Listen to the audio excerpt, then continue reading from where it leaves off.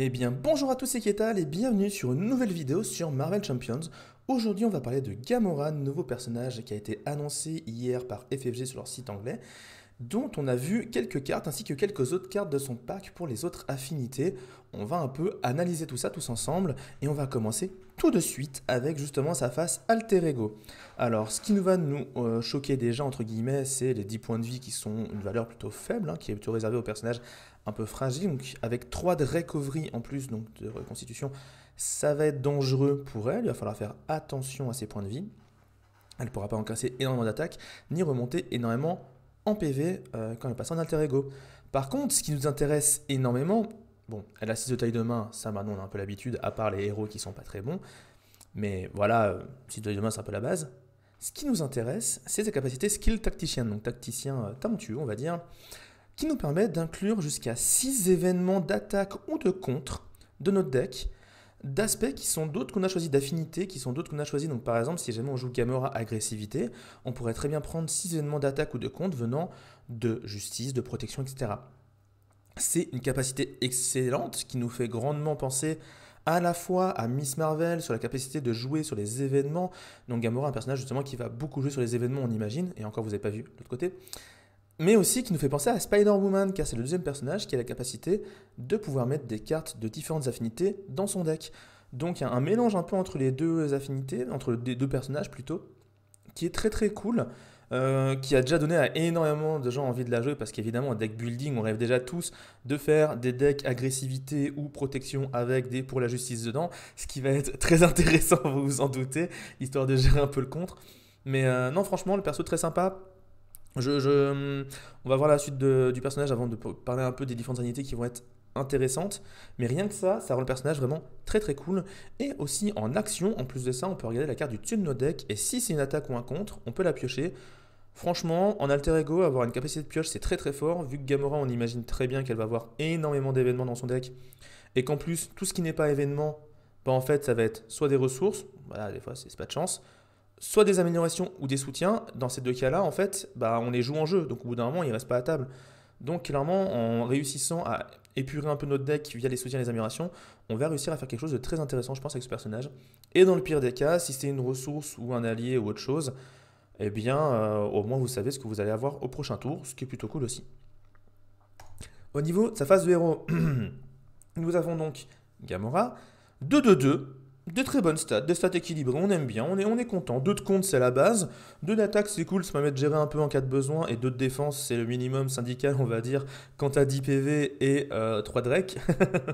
Elle a le trait gardien, évidemment, elle sortira donc avec les autres gardiens Galaxy, que sont Rocket Raccoon, Groot, qui sont dans le pack Gardien Galaxy.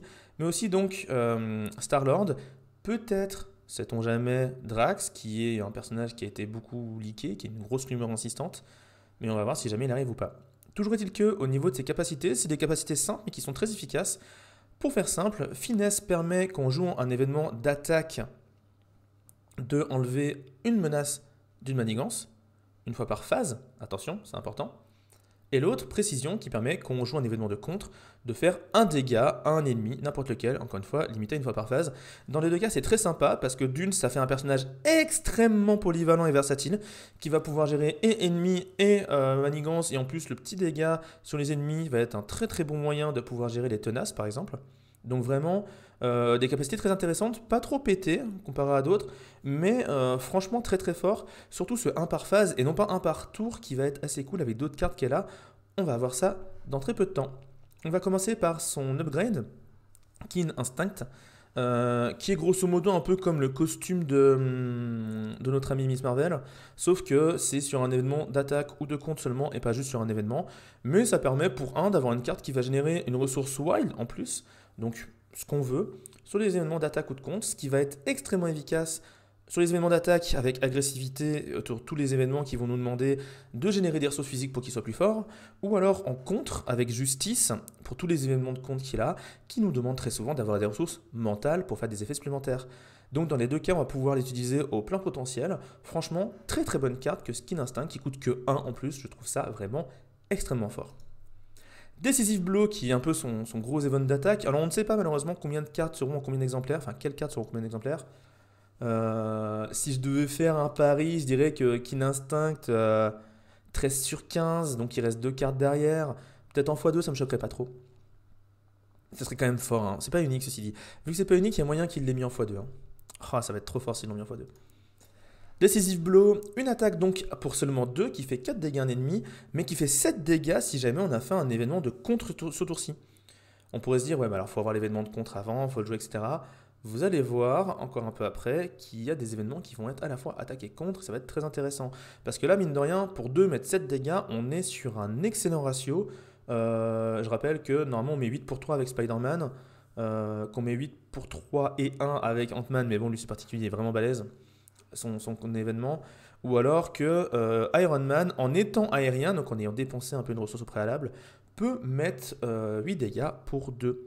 Donc dans tous les cas, plutôt bonne carte qui, en plus, grosso modo, soit pour 2, vous mettez carte à un ennemi un peu embêtant sans forcément besoin du mettre 7 si vous ne jouez pas de contre. Je sais pas, genre un garde d'Hydra ou un truc comme ça, un truc qui vous embête un peu. Et si jamais vous voulez vraiment taper dans la tronche du méchant, bah vous mettez un petit truc de contre avant et boum, vous lui envoyez la saucée.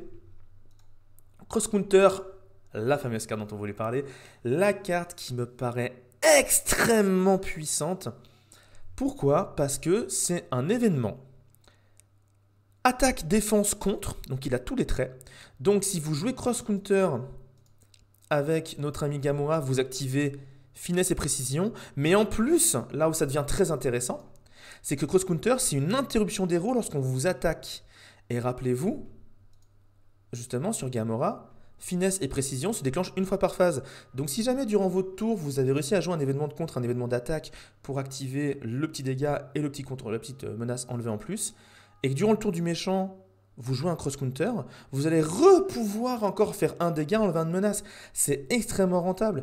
D'autant plus que cross-counter, déjà de base, est une carte ultra rentable, parce que quand on devrait prendre n'importe quel montant de dégâts, quelle que soit la source, même pas forcément une attaque, hein, quelle que soit la source, on en prévient 3, on met un dégât à un ennemi, et on enlève une menace.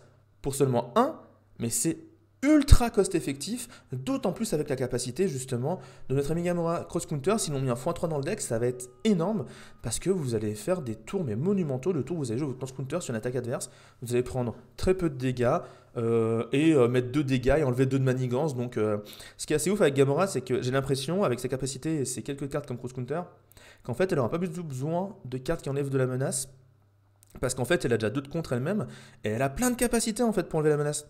Donc ça paraît vraiment assez balèze quand même. Cross Counter, grosse carte. Ça donnerait presque envie de jouer protection avec elle. Malgré le fait que protection, il n'y a pas trop d'événements d'attaque ou de contre. Il y en a quelques-uns, mais c'est plus rare. Nebula, voilà, encore dans les cartes très puissantes. Nebula, allié gardien pour 2, qui a 2 de contre et 2 d'attaque. Quand Nebula entre en jeu, vous cherchez dans votre deck pour une attaque et un contre, et vous l'achetez à votre main. Et ensuite, vous mélangez votre deck. Donc, grosso modo, Nebula, en fait, elle va aller chercher une carte derrière. Donc, vous payez 2, mais vous repiochez une carte. Et en plus, vous la choisissez. Il y en a qui disaient que Maria Hill était forte, c'est ça? Là, on a une Maria Hill. Sauf qu'elle a 2 de contre, 2 d'attaque. Et qu'en plus, tu choisis la carte en question. C'est vraiment, évidemment, extrêmement balèze comme personnage. Le fait de pouvoir charger l'attaque ou le contre au besoin va vous permettre de gérer la table selon ce que vous avez besoin à un moment clé. Dans le pire des cas, ça sera une ressource à utiliser pour une autre carte. Franchement, Nebula, ultra balèze. Je me rends compte, on fera un moment, je regarderai un truc sur le côté et tout, mais je me rends compte qu'en fait, on a aussi eu les cartes du set de Nemesis en partie, et je vais essayer de trouver l'image rapidement sur le Discord pendant la vidéo. Bah écoutez, regardez, on est sur Nebula, je vous laisse admirer cette magnifique carte alors que je suis en train de courir sur le Discord, dont le lien est dans la description, hein, le Discord de Marvel Champions, pour essayer d'aller chercher l'image. Voilà, parfait. Ouvrir le lien, web, et là ça va m'ouvrir le lien, je sais pas où, parfait. Hop là, juste après le cross counter, juste après Nebula. On va zoomer un peu dessus.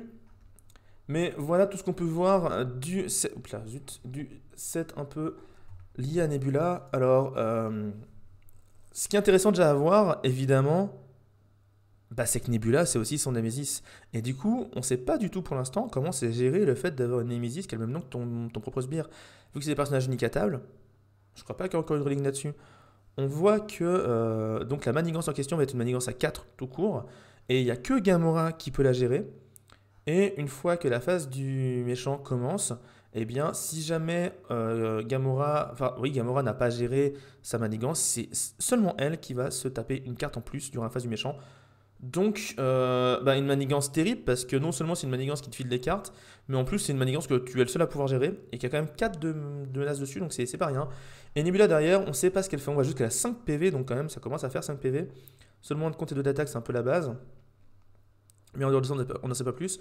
On remarque cependant qu'elle a quand même 3 icônes de boost, à la fois la manigance et Gamora, donc potentiellement très balèze. Et enfin, derrière, on voit qu'il y a un attachement in a bind, donc j'imagine que c'est un truc qui va bloquer Gamora. Ici, on voit un tre, je sais pas trop ce que ça pourrait être. Peut-être une treachery, je sais pas. Mais donc voilà, comme ça, vous voyez un peu aussi le peu de choses qu'on a vues sur ces cartes de Nemesis. On va continuer avec maintenant justement la carte agressivité, plein d'off attaque, une carte sympa sans plus. Pour 0, un événement qui va vous demander d'aller chercher les 4 cartes du dessus de vos decks, ou alors 7 si vous êtes en alter ego, pour chercher un événement d'attaque, l'ajouter à votre main. Donc c'est une carte qui va en chercher une autre immédiatement. En vrai, ça peut être sympa parce que ça peut permettre d'épurer un peu votre deck, et surtout, ça peut vous permettre de choper le bon événement d'attaque qu'il vous faut au bon moment. Même si pour l'instant, les événements d'attaque, il y en a plein d'intéressants, mais ça reste des dégâts et pas forcément des trucs utilitaires à côté, donc il faut voir comment se débrouiller par rapport à ça. À côté, en carte de protection, on a une carte qui est très intéressante. Alors en même temps, moi j'ai la protection, j'adore ça, mais là on a un événement pour un first hit qui a 2 choix d'action. Soit vous la jouez durant votre tour et pour 1 vous mettez 2. Le ratio est moyen, mais pour une carte de protection, c'est cool d'avoir un petit peu de dégâts comme ça à l'occasion. Ou alors en interruption, vous pouvez la jouer. Donc c'est l'un ou l'autre, c'est pas les deux. Mais en interruption, on peut, quand un minion nous attaque, lui mettre 2 dégâts en interruption. Ce qui veut dire que si on tue le minion en question, il ne nous fera pas de dégâts ou il n'activera pas de capacité. Et ça, c'est assez sympa. Ça permettrait, entre First Hit par exemple et Nova, de pouvoir dégager des minions à 4 PV avant même qu'ils nous aient touchés. Donc First Hit, carte plutôt sympa. Et en plus, vous l'aurez remarqué, on a Venom sur la carte.